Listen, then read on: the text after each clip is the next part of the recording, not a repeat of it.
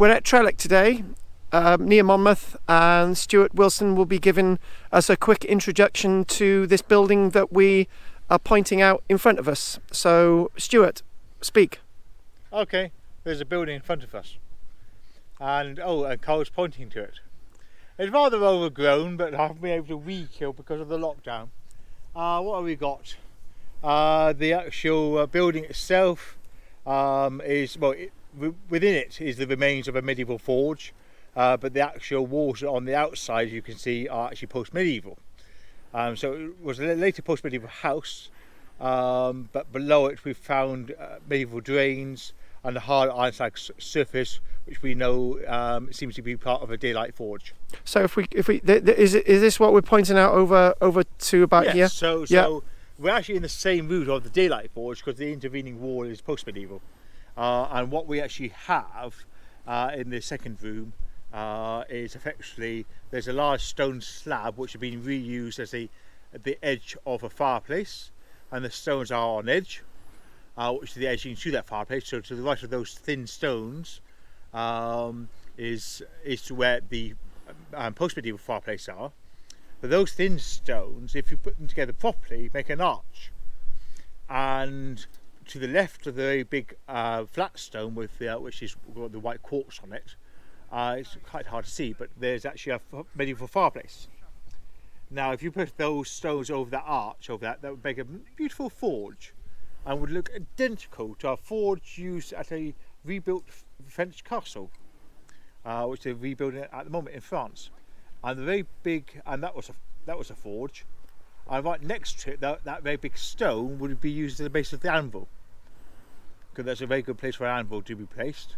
And then we have a drain which is running away from it. You can't see the drain because it's been destroyed, but we then pick up the drain in the third and fourth rooms. Because we got a bit a thinner. This is a bit of a corridor, is it? Corridor. There's a cross passage of the post-medieval house.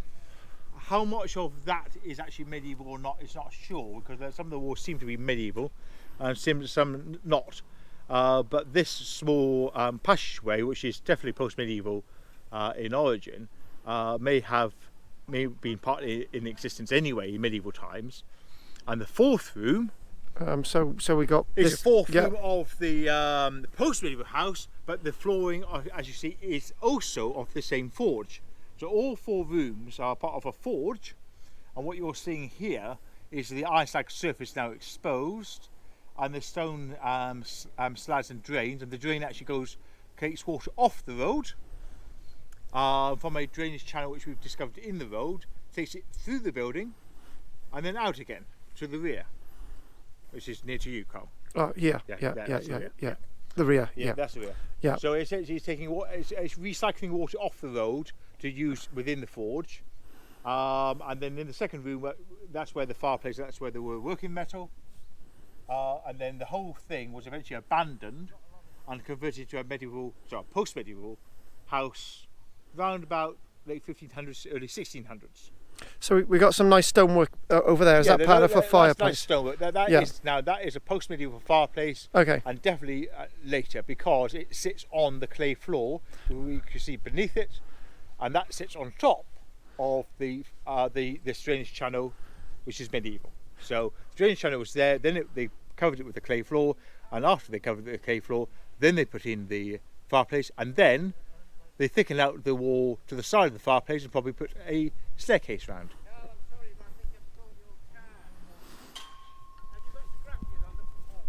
So if we move over here again, so we've gone past this thick wall here, and this is the later stuff. But this is the wall. Is this actually a contemporary medieval wall? This one here? No, that thick wall there is the edge of the manor house. Okay. But what's interesting about it is on the other side of that should be the high table. Okay. Now above the high table should be the solar room of the manor house. Now we've since discovered that in the kitchen of the manor house it has a chimney stack. Now given that it's got a chimney stack, the solar room, which is even more important, should have. Now of course that exists on the second floor and we don't have that. However, we might have evidence of that but by a shadow effect of the fact that this post-medieval fireplace in the room to the left is in the corner of the room, which makes no sense because you normally have a fireplace in the middle of the room. However, if the solar fireplace would be in the centre of the room on the second floor, then the post-medieval fireplace could have had access to it by cutting into the old flue. Of course, digging straight down would have caused a downdraft, so they would have had access from a diagonal point of view, which is why I suspect why they put the post-medieval fireplace in the corner of the room to access the old flue, but to avoid a downdraft. So they sacrificed the fact that the fireplace was not in the right location to save them time and effort of actually building in a completely new fireplace and chimney stack.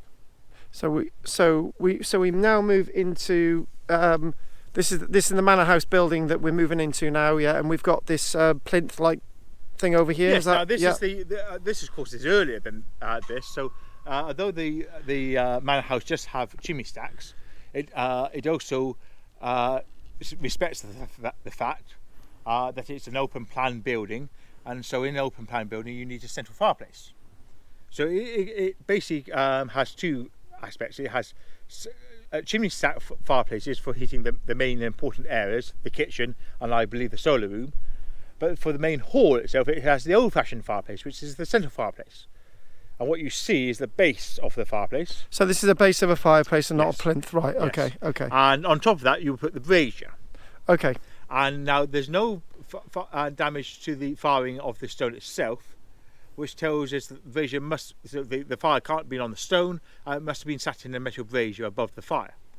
And you put the stone there to raise the brazier up from the floor to make a point that the fireplace is more important than you are. And obviously it's not going to be damp down there, is it? So no. But also, then the fireplace is then level with the high table, which is to the left. So we've gone into the rest of the building now. Yeah.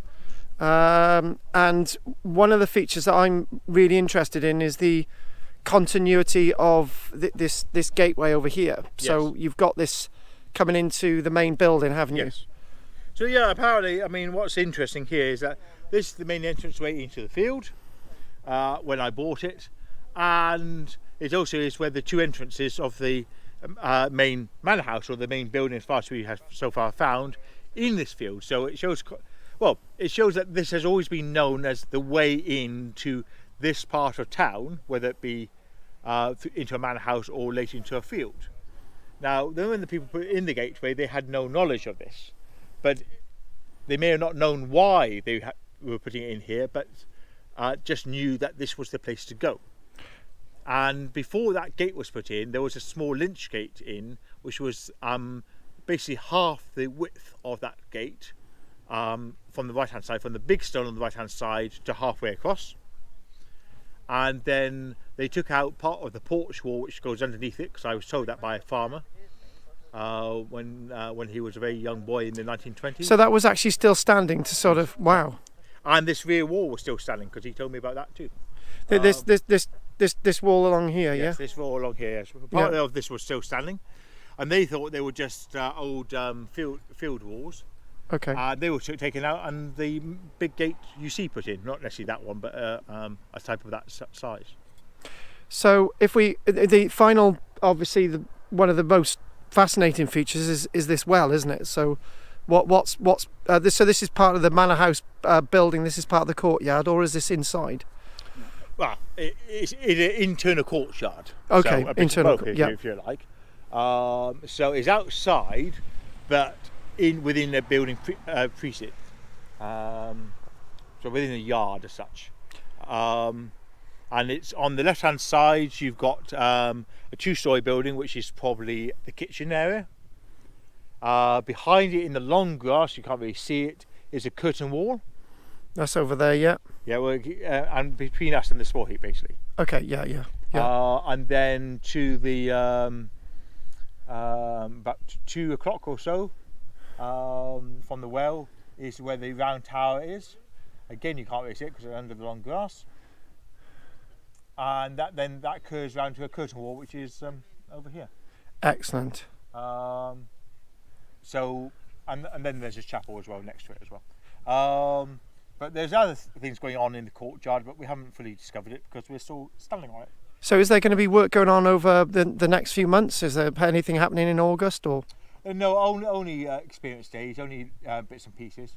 Okay. Basically this year is, I mean, we can't plan anything because the lockdown has basically cancelled all plans, and of course any restrictions could be reimposed at any point. Okay. So you can't make any plans at all. So no. I've pretty much written this year off, apart from a few little digs here and there. That's it. Maybe a summer dig for next year, but we'll make our plans when we see what the situation is in autumn. Okay, thank you very much, Stuart. And this is Stuart Wilson, Trelleck. This is KARL-JAMES LANGFORD, videos funded by Barvo, an archaeology company. Thank you very much for watching today.